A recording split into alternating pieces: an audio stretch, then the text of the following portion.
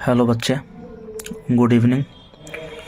आज की वीडियो में हम लोग पढ़ेंगे किसी विद्युत द्विध्रुव के किसी भी स्थिति में विद्युत क्षेत्र की तीव्रता का समीकरण। ठीक है, आप लोग के बोर्ड एग्जाम के लिए क्वेश्चन इम्पोर्टेंट है।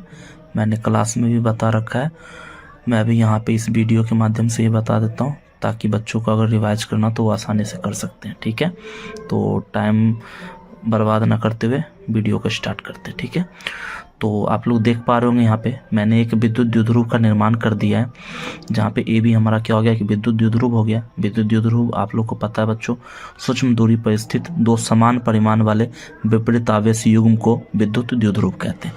तो यहाँ पे ये क्या हो गया, ये माइनस क्यू हो गया, ये हमारा क्या हो गया प्लस क्यू हो गया। ठीक है, आप लोग को बच्चों मैंने बताया था कि अगर कोई बिंदु इसके अनुदिश अगर यहाँ पे होता है तो वो अक्षीय स्थिति होगा, अगर इसके परपेंडिकुलर होता है तो वो निरक्षीय स्थिति होता है। लेकिन हम लोग किसी भी स्थिति में पढ़ रहे हैं तो हम लोग क्या करते हैं, हम लोग इसके निकट मान लेते हैं, यहाँ पे हम लोग एक बिंदु ले लेते हैं। ठीक है, मान लेते हैं यहाँ पे हमने एक बिंदु ले लिया। ठीक है, कोई बिंदु नाम लग देते हैं इसका बिंदु M। ठीक है, तो ये बिंदु M हो गया, जो कि हमारा किस स्थिति में होगा बच्चों, वो किसी भी स्थिति में होगा। ठीक है, द्विध्रुव का मध्य बिंदु कुछ ना कुछ होगा, तो मान लेते हैं यहाँ पे मध्य बिंदु हमने क्या ले लिया, O ले लिया। आपको मैंने बच्चे बताया था कि जब भी हम लोग विद्युत द्विध्रुव से किसी बिंदु की दूरी लेते हैं तो हम लोग बीच वाले बिंदु से लेते हैं। ठीक है, तो हम लोग यहाँ से यहाँ की दूरी देखते हैं, तो यहाँ से यहाँ की हम लोग दूरी ले लेते हैं। ठीक है, तो ये दूरी बोल देते हैं कि ये दूरी हमारी क्या हो गई, मान लीजिए ये दूरी हमारी क्या हो गई, R हो गई। ठीक है, यहाँ पे कुछ ना कुछ बच्चों एंगल बन रहा होगा, इस एंगल को हम बोल देते हैं थीटा। ठीक है, तो बच्चों जब भी इस तरीके का कंडीशन आप लोग को देखने को मिले कि ये लंबाई दी हुई हो और ये एंगल हमारा थीटा हो, तो इसका हम लोग ध्रुवीय नियामक लिखते हैं, जिसको हम लोग क्या बोलते हैं, आर थीटा। यानी कि पहले हम लोग दूरी लिखते हैं, उसके बाद हम लोग क्या लिखते हैं, एंगल लिखते हैं, जिसको हम लोग क्या बोलते हैं, ध्रुवीय नियामक कहते हैं। ठीक है, इसकी ज़्यादा जरूरत नहीं है बच्चों, ऐसे हमने बता दिया, इसका कोई काम नहीं है इक्वेशन में। ठीक है, चलिए आगे बढ़ते हैं। अब बच्चों हमने ये किसी भी स्थिति में हमने बिंदु M को ले लिया। अब बच्चों यहाँ पे हमें करना क्या है कि हम लोग देख रहे हैं क्या कि ए बी विद्युत द्विध्रुव के किसी भी स्थिति में बिंदु M है। अब हमें यहाँ पे ऐसा एज्यूम करना है, ऐसे सोचना है कि ये जो बिंदु M है वो अक्षीय स्थिति में आ जाए। मतलब ए बी की स्थिति किस प्रकार से होनी चाहिए कि बिंदु M जो हो जाए वो किस स्थिति में हो जाए, अक्षीय स्थिति में हो जाए। ठीक है बच्चों, तो हमें पता है अक्षीय स्थिति में तभी होती जब इसी वाले लाइन पर कहीं पे क्या होता, हमारा ये पॉजिटिव साइड होता। तो हम लोग क्या मान के चल रहे हैं कि यहाँ पे मान लेते हैं अगर ये B, ये जो B यहाँ पे है, अगर B मान लेते हैं कहीं अगर यहाँ पे होता तो फिर ये क्या होता, ये M जो है इस यहाँ से ये क्या हो जाता, अक्षीय स्थिति में हो जाता। ठीक है, तो अगर ये इस तरीके से, ये अगर मध्य बिंदु से दूरी ये है तो नीचे की ओर भी इससे आधी दूरी होगी। ठीक है, तो यहाँ पे हमने बना दिया बच्चों, ये हमारी शेष आधी दूरी हो गई। ठीक है, तो यानी कि इसको ये ए बी है तो इसको मान लेते हैं, नाम देते हैं A1, इसको हमने नाम दे दिया B1। ठीक है, अब बच्चों आप लोग देख पा रहे होंगे कि अगर इस बिंदु M की बात करें कि मान लो अगर ये ए बी विद्युत ध्रुव इस तरीके से होता, A1 B1 की तरह होता, तो ये बिंदु M जो है वो A1 B1 के लिए कौन सी स्थिति में है, अक्षीय स्थिति में।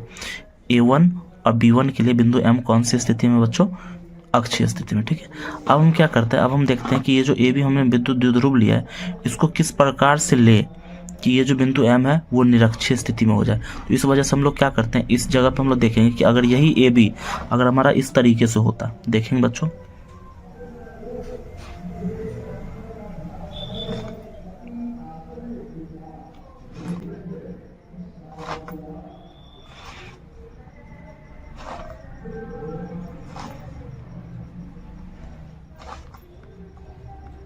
ठीक है, अब बच्चों आप लोग देख पा रहे होंगे कि ये जो A2 B2 है, अगर मान लेते हैं कि विद्युत द्विध्रुव ए बी जो है वो अगर इस तरह से होता है A2 B2 के फॉर्म में, तो इस A2 B2 के लिए देखेंगे बिंदु M जो है वो कौन सी स्थिति में, निरक्षीय स्थिति में। देखोगे बच्चों यहाँ पे ये एंगल कितना बनेगा, निरक्षीय स्थिति में। बच्चों आपको मैंने बताया था कि अक्षीय स्थिति में कोई बिंदु विद्युत द्विध्रुव के साथ 0 डिग्री का कोण बनाती है और निरक्षीय स्थिति में स्थित बिंदु किसी विद्युत द्विध्रुव के साथ 90 डिग्री का कोण बनाती है। तो यहाँ पे हमने देख लिया कि बिंदु M जो है वो A1 B1 के लिए हो गया अक्षीय स्थिति में, A2 B2 के लिए हो गया निरक्षीय स्थिति में, और ए बी के लिए हो गया हमारा किसी भी स्थिति में। ठीक है, चलिए आगे देखते हैं बच्चों, यहाँ पे ध्यान देंगे।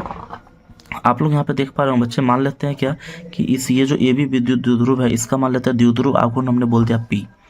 द्विध्रुव आघूर्ण हमने क्या बोल दिया, P बोल दिया।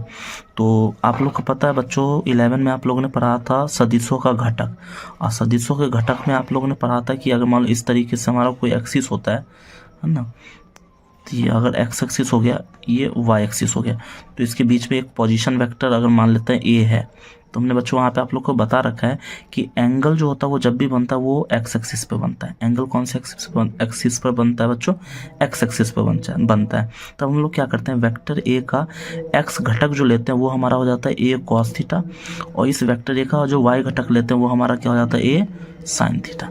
ठीक है बच्चों, और ये x और y का जो परिणामी हो जाता है वो हमारा क्या हो जाता है, a हो जाता है। तो हमने वहाँ पे आप लोग को बच्चों बताया था कि जब भी एंगल जो बनता है वो हमारा कौन से एक्सिस पे बनता है, x एक्सिस पे बनता है। तो अगर यहाँ पे एंगल आप लोग देख रहे हैं ऊपर की ओर है, जहाँ कहीं पर भी एंगल आप लोग को पता है बच्चों कि एंगल जहाँ पे होता है वो हमारा एक्स एक्सिस होता है, बाकी जो अदर बचता है वो वाई एक्सिस।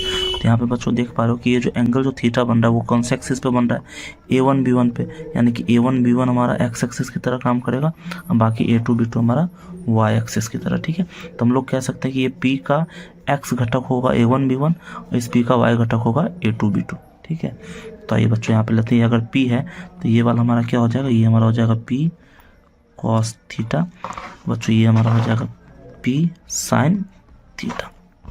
ठीक है बच्चों, अब बात करें अगर विद्युत क्षेत्र की तीव्रता की, तो बच्चों A1 B1 के लिए अक्षीय स्थिति में विद्युत क्षेत्र की तीव्रता क्या हो जाएगी, तो देख सकते हैं आप लोग। तो A1 इस A1 B1 के